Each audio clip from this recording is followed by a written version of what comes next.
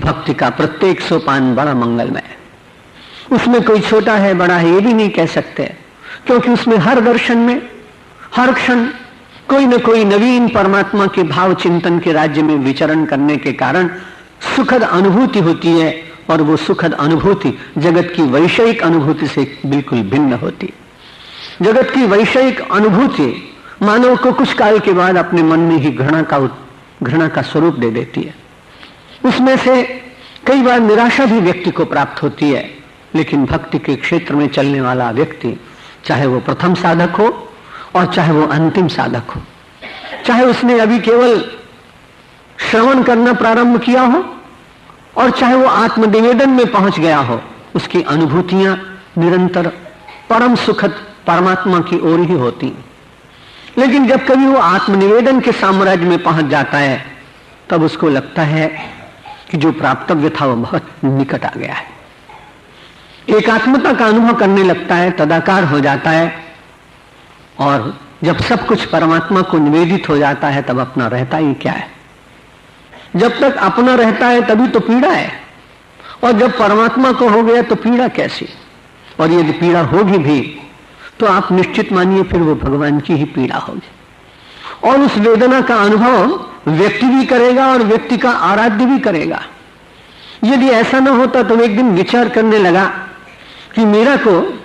जब विष का प्याला दिया गया तो मीरा को विष का प्याला दिया गया ना, वो वेदना श्याम सुंदर तक कैसे पहुंच गई, और श्याम सुंदर के मन में ऐसा कैसे विचार जागा कि यदि मैं विलंब करूंगा तो मुझे अपना सर्वस्व निवेदन करने वाली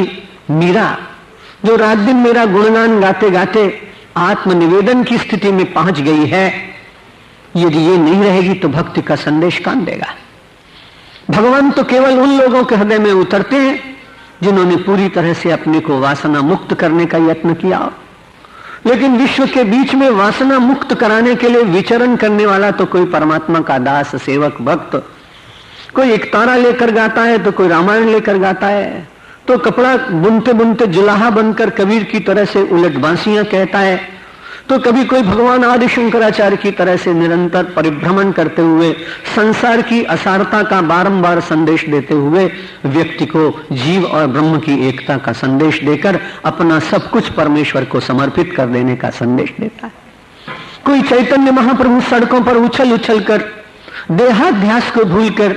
लोक मर्यादा का भी परित्याग कर परमात्मा के मर्यादा साम्राज्य में निरंतर अपने देहाध्यास को भूलकर कृष्ण कीर्तन में उन्मत्त होते दिखाई पड़ते हैं। इन महापुरुषों का बड़ा उपकार इस धरती पर है, जिन्होंने विश्व की कालिमा को मिटाने का यत्न किया, मानव की मलिनता को धोने का प्रयत्न किया, अपने सारे सुखों को भूलकर परमात्मा से एकाकार होते हुए भी विश्व कल्याण के लिए बार बार विश्वाकार होने का भी प्रयत्न किया। श्याम सुंदर को लगा ये पीड़ा अब मीरा की पीड़ा नहीं, ये दर्द मेरा दर्द है, इसलिए मुझे जाना चाहिए उस दर्द दीवानी आत्मविस्मृत सर्वस्व समर्पण करती उस मीरा के छोटे से प्याले में, छोटे से पात्र में स्वयं भगवान झांकने लगे। ये सब कथा आपने कई बार श्रवण की। आत्मनिवेदन में जब व्यक्ति अपने को समर्पित करता है भगवान के सामने, तो उसमें केवल देह का समर्पण नहीं, उसमें देह मन बुद्धि चित्त इन सब का समर्पण है।